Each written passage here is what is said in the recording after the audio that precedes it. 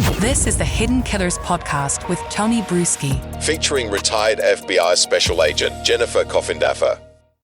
The indictment has been upheld against Bryan Kohberger. The judge in the grand jury indictment of Bryan Kohberger, charged with the murder of the 4 University of Idaho students, was conducted properly and will stand, according to the judge. Kohberger's defense team had filed motions to dismiss the indictment, claiming evidence was withheld from grand jurors, juror bias, and insufficient evidence for the indictment. That's what was up, and the judge said, nope, everything was done properly and the way it should have been. We're going to talk about that, as well as the house on King Road and if it should or should not stay standing. Jennifer Coffindaffer, retired FBI Special Agent, joining us for this conversation. Jennifer, let's start with the indictment being upheld, those arguments that were being made by the defense about the evidence being withheld, grand juror bias and such.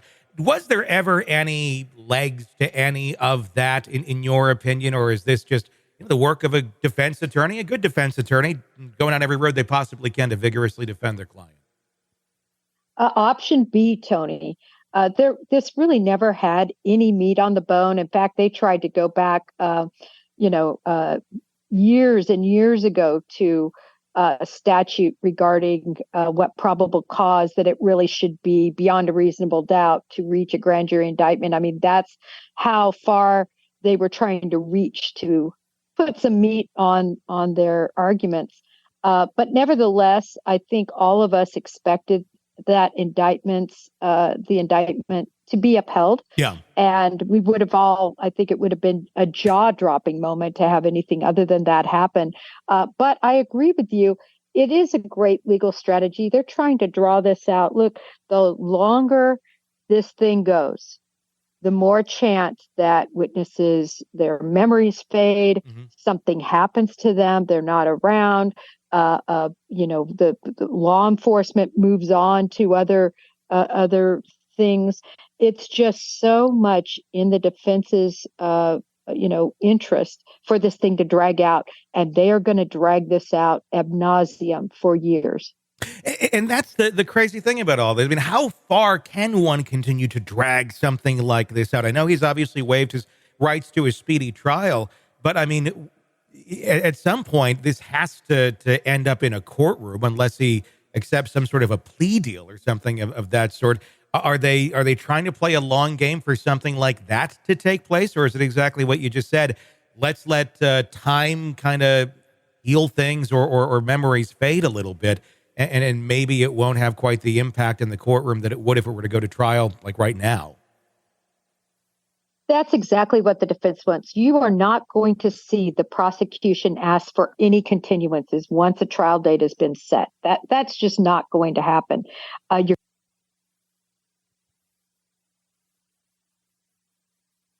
You're going to see. Hello? Yep, you're there. Tony. Oh, sorry.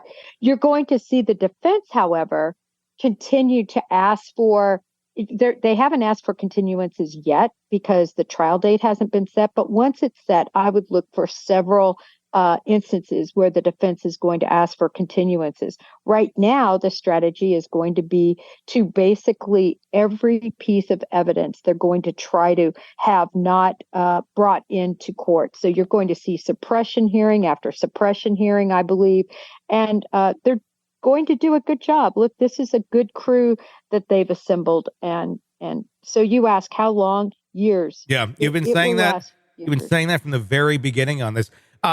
When we're talking about the pieces of evidence and the suppression hearings that, of course, will eventually come about, is there anything you're concerned with, anything that you think may have a good possibility of the defense getting quashed and not making it to the courtroom? Well, since so much is under seal and we can't see a lot, I'll be interested to see if there is anything that the defense ends up bringing up. I'm certainly not seeing anything now that's in the public domain, but is there anything hiding, that we're not looking at? I'll be interested to see. It will be very interesting to see. The house on King Road also back in the conversation. We've had, I think, this conversation a few times in the last year. as the possibility of it being torn down has come and gone several times. The date on it, as of our recording of this right now, December 28th, supposedly when it will be going down.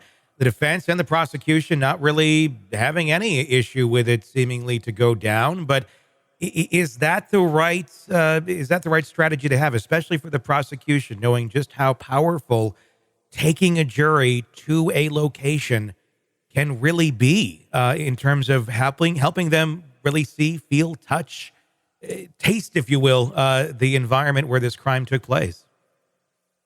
Well, if I'm the defense team, I am on the 28th toasting this decision. I'm breaking out the champagne because it's the best thing that could happen for the defense. The prosecution, I believe, just thinks that their case is so powerful and so entrenched in terms of truth and in terms of facts that they don't need the House. I think it will be a mistake. Yeah. If he pleads guilty, it won't be a mistake. But if he doesn't end up pleading and this goes to trial, I think it will forever be a mistake. You talked about, generically the touching, the feeling and all of that. But I think jurors are going to want to see, okay, I exit my car, I run up to the front door, or the second story door, I open that slider, I go in, I ascend stairs, Mm-hmm. I go in and now I can even reenact, the stabbing. The stabbing of the second, and then I come back down and I stab and stab. They need to be able to see and feel this time frame that it can really probably all be done in actually a couple of minutes. Yeah. Not even the amount of time that was taken. And I think jurors will want to be able to sort of feel that. And I know they have this incredible video, that they can use, but nothing is never the same to me. Ever. I was thinking about that earlier today. I was talking about that with former FBI Robin Dreeke as well, about just the idea of that. They do have the video. The way I kind of explained it the best I could is if you've been on a real estate site in the last handful of years, there's virtual tours, not just, click. It's like literally you are walking through that house. If you have a virtual headset on, you could do the same sort of thing. It's powerful, but it is not the same thing. And one has to assume the defense of Kohberger is going to be bringing up logistic arguments in this of how could it have been this one man that was able to go and carry this out with one knife. And the only way, I think, to truly get a feel for that is to be able to go to that house, walk it, and see if it seems reasonable or not. In one's mind, one could say, yeah, you're probably right. It does seem impossible. But if you actually take those steps and see it, it can be incredibly powerful.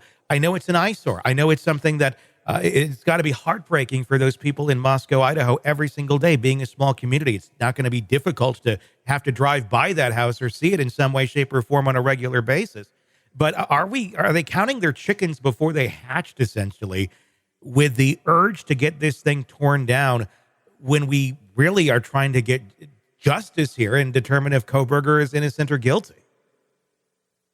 Well, you're right. When you weigh what the university is worried about, which is the eyesore, which is people sensationalizing it by taking pictures in front of it, you weigh that against what it could prove to be to jurors in their mind's eye and in their, being able to go there and being able to hear.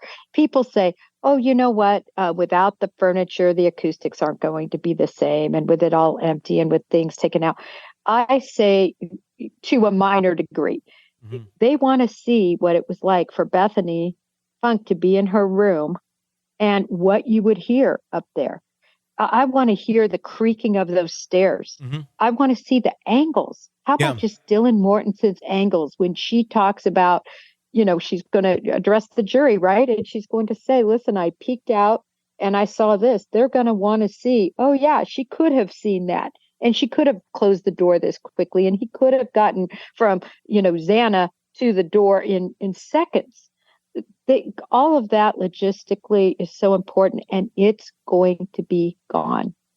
I guess, to play devil's advocate for a second, is there something the prosecution knows that we don't, that maybe the house isn't that strong of a piece of evidence. Maybe it could actually play against the prosecution. Maybe the story of how things happened, even though maybe they did happen that way, would be a little harder to believe if the jury did walk through it. Maybe the acoustics of it are very not as condensed as one may have thought they were, as they were described to be, where this could actually work in Kohberger's favor as to why the prosecution is saying, yeah, cool, get rid of it, you know? Well, you bring up such an interesting point, because certainly the conspiracy theorists who have now been dubbed the Kohbergers, I don't know if you're seeing that. I'm seeing that flying all over the place. But they have actually said just what you're saying. Really? They're saying, listen, the prosecution isn't wanting to, they want the house torn down too, because they're hiding that their scheme, their philosophy on how everything went down is not going to be supported by the house. So certainly that argument is out there. Yeah, I mean, it certainly doesn't change the case, but I could see, sometimes, places just have weird acoustics, weird things, and strange things happen in places, and it maybe doesn't necessarily support an argument, but that's kind of conjecture at that point when you're going into a house and making your judgment. It's going to be interesting to see how that all plays out, where it plays out, and what kind of an impact it has. Again, we're, like you said, we're probably talking year, two longer until this actually gets to court.